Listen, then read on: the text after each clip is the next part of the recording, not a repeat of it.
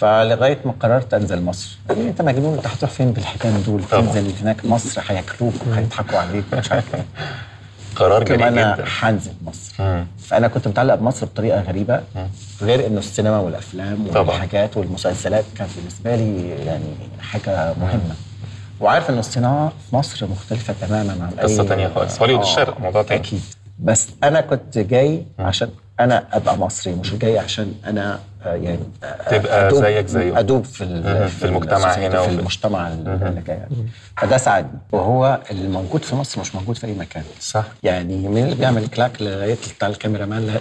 الناس دول مهيئين وبيشتغلوها بطريقه ناتشرال ومش موجودين. يعني احنا عندنا الحاجه دي ممكن تلاقي 10 اشخاص بيعملوا كده في لبنان او سوريا، او هنا تلاقي 100 شخص بيعمل كده.